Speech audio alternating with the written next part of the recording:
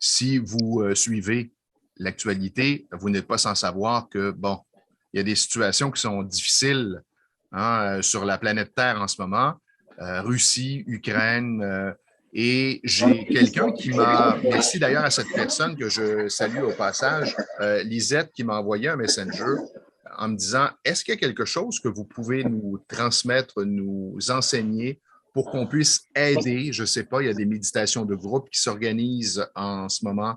Qu'est-ce qu'on peut faire pour aider les gens qui vivent cette situation en Ukraine actuellement? Eh bien, oui, il y a plusieurs choses en fait qu'on peut faire. C'est vrai que on m'a demandé dernièrement aussi d'écrire un texte sur la paix. Puis en fait, ça rejoint complètement ça, c'est-à-dire comment vivre en paix, comment vivre en paix dans le monde. La plupart du temps, on se sent impuissant, triste. J'imagine qu'il y a des réactions de son côté à elle. Absolument. Lorsqu'on a échangé, elle me disait, je me sens dépourvu de solution, je ressens de la tristesse, un mélange de tristesse, de colère, mais en même temps, je me sens impuissante par rapport à la situation. Alors, ma réponse, ça a été de lui dire, ce que tu peux faire, c'est régler les trucs en toi. Parce que quand on règle les trucs en nous, ben forcément, ça a un impact sur l'ensemble de la collectivité. Donc, je pense que le point de départ, c'est de travailler sur soi, sur ses réactions. C'est ce que j'allais dire, c'est qu'en fait, pour moi, tout le point de ce que j'ai écrit, c'était ça, c'est-à-dire, bon, on donne souvent à Gandhi cette phrase, soit le changement que tu veux voir dans le monde, c'est pas tout à fait ça, sa phrase, mais bon, c'est pas grave, tout le monde la connaît, celle-ci au moins. Et en tout cas, c'est extrêmement vrai, c'est-à-dire, finalement, tout ce qui se passe dans le monde n'est que le reflet de nos réalités intérieures. Donc, si vous observez que vous avez une réaction, ça peut paraître fou, mais quelle que soit votre réaction, déjà occupez-vous de cette réaction-là que vous avez. Donc, comment s'occuper de soi? Toujours avec le tapotement sur le point de gamme. Ressentir l'émotion et faire le tapotement pour... Voilà, en accueillant l'émotion. Donc, ça peut être la tristesse, ça peut être l'impuissance. Alors, faites-les une par une, parce que si vous commencez à avoir la tristesse, la colère, l'impuissance, tout en même temps, ça peut faire beaucoup. Donc, essayez de vous focaliser sur une émotion à la fois et de vous autoriser pleinement à la vivre. Et en effet, plus vous allez guérir ça chez vous, plus vous allez vous sentir calme, paisible et léger face à la situation. Ça ne veut pas dire que vous êtes insensible, ça ne veut pas dire que vous êtes indifférent. Ça veut dire que votre contribution dans cette situation, c'est déjà de vous pouvoir rester calme. Et dans ce texte que j'ai écrit, je préconise même que nos dirigeants devraient faire ce genre d'exercice pour prendre des décisions de manière centrée. Quand on parle d'être centré, et de ne pas prendre des décisions qui sont basées sur nos réactions émotionnelles. Donc ça, c'est le point principal. Ce que j'ajoutais juste avant, je me permets d'intervenir à ce stade-ci, ce que j'ajoutais à Lisette, c'est que je lui disais, si tu observes, là, si tu prends un recul et que tu observes ce qui se passe, par exemple, un peu partout sur les réseaux sociaux, pendant la pandémie, même avant, est-ce que tu observes ce clivage? Il y a comme une espèce de guerre d'opinion. Il y a comme une espèce d'impatience et d'intolérance qui se manifeste un peu partout. Donc, ce qui se produit en Ukraine, c'est la représentation physique, bon, beaucoup plus intense de ce qui se passe un peu partout. Moi, comme coach en communication, ce que je préconise et ce que je promouvois, c'est l'échange et le partage sans jugement. On peut écouter l'autre, même si on n'est pas d'accord avec lui. Et on apprend toujours en écoutant l'autre, se libérer des jugements, se libérer de ses a priori. Écouter l'autre pour le comprendre, ça ne veut pas dire partager son opinion, mais ça veut simplement dire comprendre l'autre. Et le jour où on sera en mesure d'échanger, sans être en réaction, mais souvent, c'est les traumas qui nous amènent à réagir, l'émotion qui me pousse. Et du coup, le deuxième point que j'allais aborder, c'est exactement l'exemple que tu donnes quand tu parles de nos réactions, en fait, et de notre jugement. Et à chaque fois qu'on peut parler de jugement dans notre jargon Peak State, ça correspond à une projection. Donc ça, c'était la deuxième chose que j'avais envie de vous inviter à travailler, c'est sur ces projections.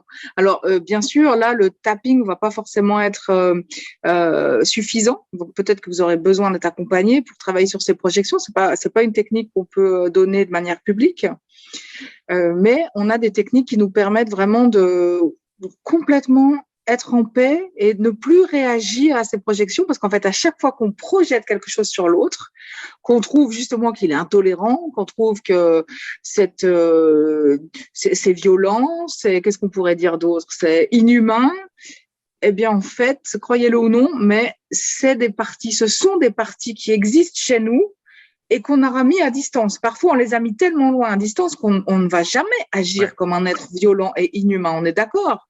Mais n'empêche que ces parties-là existent à l'intérieur de vous et il y a un conflit entre votre personnalité principale et cette petite partie que vous avez rejetée très loin de vous. Et en fait, en guérissant la projection, c'est comme si vous allez pouvoir faire la paix avec cette partie de vous. Et donc, vous allez faire la paix avec ce qui, dans le monde, vous semble être violent et inhumain, par exemple.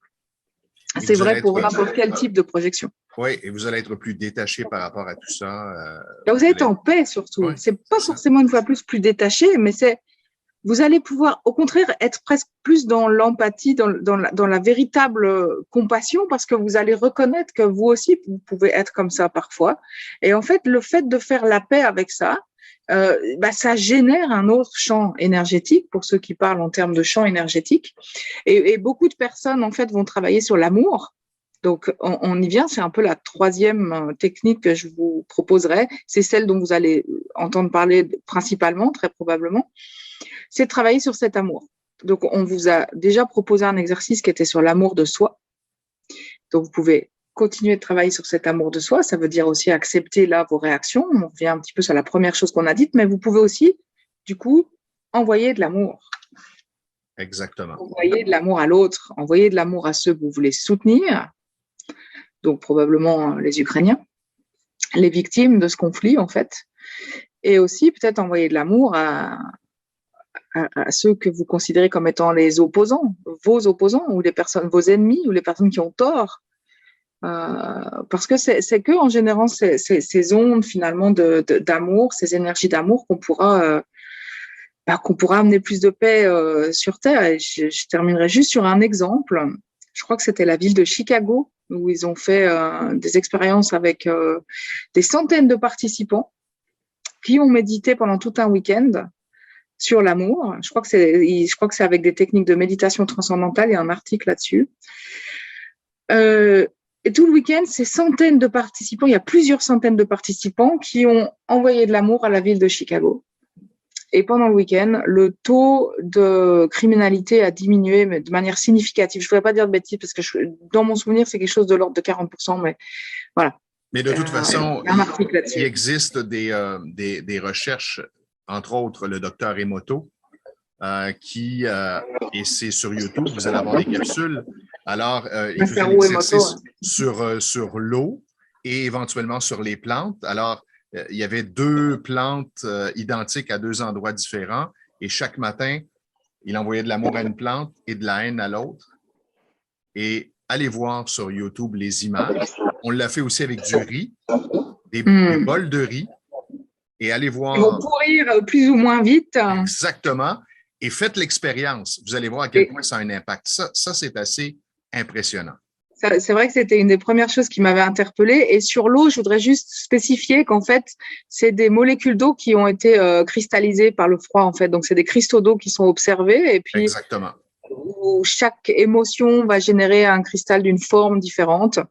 Alors là, j'ai envie de dire, bon, là, on rentre dans la physique quantique. Donc, il y a peut-être, ça va presque plus loin encore que, même si ça repose sur la physique quantique, le fait d'envoyer de l'amour, mais presque de manière cartésienne, c'est plus facile de mesurer un taux de criminalité et puis de voir si ça se reproduit, que d'aller voir des cristaux d'eau. Au niveau de la communauté scientifique, en tout cas, disons, la première étude est un peu plus acceptable, presque la deuxième, parce que c'est des faits vraiment mesurables. Oui, exactement. Alors, Voilà, allons, contribuons à notre façon. voilà c'est ça.